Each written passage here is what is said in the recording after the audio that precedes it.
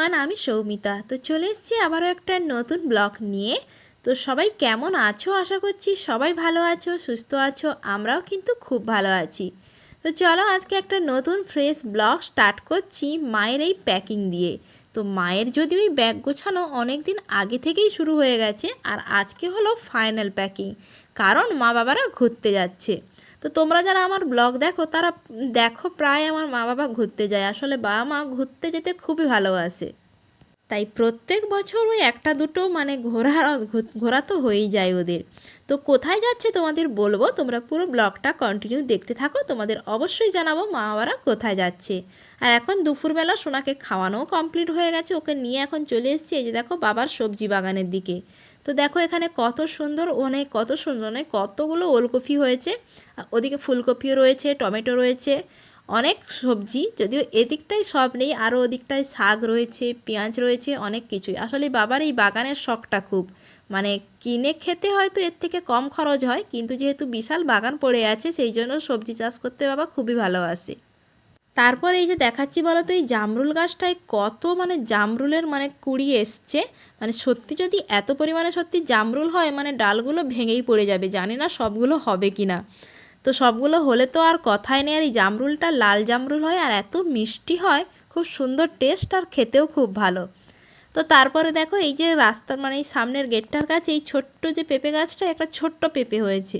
ওটাই একদিন সোনাকে দেখিয়েছি, সেদিন থেকেই এই পেঁপে গাছটার কাছে এলেই সবসময় দে দে চিৎকার করে। আর এখন দেখো হাত বাড়াচ্ছে, ওটাই নেবে বলে।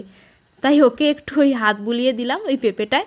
ও শুধু ওটার দিকেই হাত বাড়াচ্ছে, ওটা নেবে আর খিলখিল করে খালি হাসছে, আর ওটাকে আবার ডাকছে কাছে যাওয়ার জন্য। আর ওখান থেকে নিয়ে চলে এলে আবার চিৎকার, মানে ঘুরে ঘুরে ওটার দিকে হাত বাড়িয়ে দেখাবে, ওর কাছে যাবে। আমি বললি পেঁপেটা আর একটু বড় হোক, ওটা পেড়ে তোকে রান্না করে খাওয়াবো, এখন ছেড়ে দে পেঁপেটাকে। তো যেহেতু আজকে সন্ধেবেলা বাবারা বেরিয়ে যাবে, মানে রাতে ট্রেন রয়েছে, তো যাওয়ার আগে বাবা ফোনের সমস্ত কাজগুলো একটু দেখে নিচ্ছে। মানে বাবা যেই হেডফোনটা কিনেছিল আগের বারে যেখানে ঘুরতে গেছিলো, যাওয়ার আগে কিনেছিল, তো তারপরে তো আর চালায়নি। তো হেডফোনটা ইউজ করা মানে এটা ব্লুটুথ হেডফোন, তো কীভাবে ইউজ করতে হয় ভুলেই গেছে। তো যাওয়ার আগে সেটাই দেখতেছে এখন কীভাবে কী ইউজ করতে হয়, কেননা ট্রেনে বসে বসে তো বোর হবে, তাই একটু গান শুনবে তার জন্য। তো বাবাকে বারবার দেখিয়ে দিচ্ছি, আবার বাবা ভুলেও যাচ্ছে। এ বদমাস, বদমাস কোথায় যাবে? মিমি চলে গেছে, নেই। মিমি চলে গেছে, নেই গো। তুমি ঘুমো না সারা দুপুর? তুমি কি দিদুনের আর দাদুর সঙ্গে যাবে ঘুরতে? ওই ওই পন্দু, তুমি যাবে দিদুনের সঙ্গে ঘুরতে? ব্যাগে করে তোমায় নিয়ে চলে যাবে, চলো। গো দাদা নিয়ে নিয়েছে, গো দাদা নিয়ে নিয়েছে রে। দিদুনের সঙ্গে যাবি? যাবি? তোকে ব্যাগে করে ভরে নিয়ে পালিয়ে যাবে। তাই সারা দুপুর ঘুম নেই, এখন এইসব নিয়ে খেলা করছে। মানে দুপুরে ওকে কান্নাকাটি করছিল, কিছুতেই খেতে দিচ্ছে না আমাকে ঘুমোবে বলে। তো ওকে চটপট সেই জন্য আগে ঘুমটা পাড়িয়ে দিলাম। একটুক্ষণ ঘুমিয়েছে, আমি মানে খাওয়ার পর জলটাও খাইনি। তো ওকে ঘুম পাড়িয়ে জলটা খেতে যাবো, উঠেছি, আর এই যে বাবু উঠে হাজির দেখো। তো দাদাও ঘুমোয়নি, তারপরে দাদাকে দেখে নিয়েছে আর ঘুমোয়নি। তো আমরা কেউই আর ঘুমোয়নি, কেননা মা বাবারা বেরোবে 5টার দিকে। আর তারপর জেঠু এসেছিলো দেখা করতে, তো এইসব নিয়ে মা বাবারা উঠে চলে এসছে, আর কেউই ঘুমোয়নি, কারুরই ঘুম হয়নি। তাই তো চালাতে বলছে, তোকে চালা।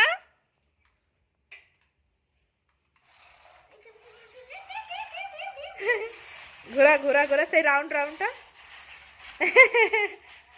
আরে আরে আরে কি হচ্ছে বাবা এটা? সেটা দারুণ মজা পেয়েছে, এটা ভাইকে দিয়ে দে তো। সে মজা পেয়েছে এটা।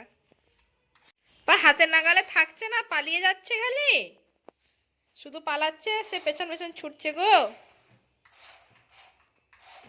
ও বাবা, শোনো বাবা, এদিকে আসো, এদিকে। হচ্ছে না, থাকছে না। কই রে? ওই দুষ্টু, থাকছে না। এদিকে আন, এদিকে আন। হ্যাঁ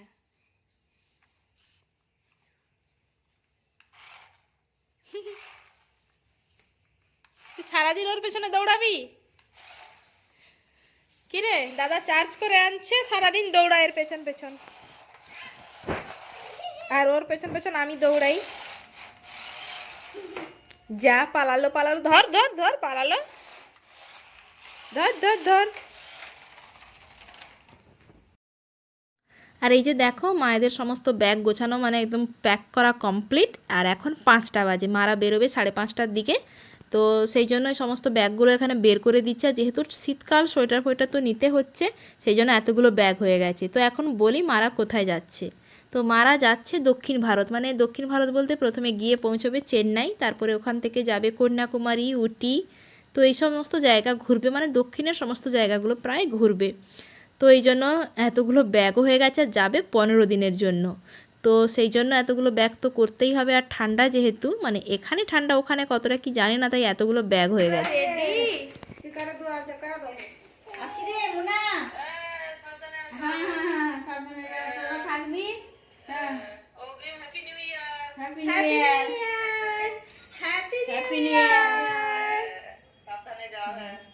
আচ্ছা ওখানে একটু রেখে দে, পরে কথা ডুডু বাবু, ডুডু বাবু একটু আইসি না, আমি ডাকে মঞ্জু পাইছে না। হো ডুডু বাবু দেখতে, ডুডু বাবু চলো চলো চলো চলো চলো চলো চলো চলো, টাটা টাটা, টাটা করো টাটা করো টাটা। হ্যাপি নিউ ইয়ার বলে দাও। Happy new year, happy new year.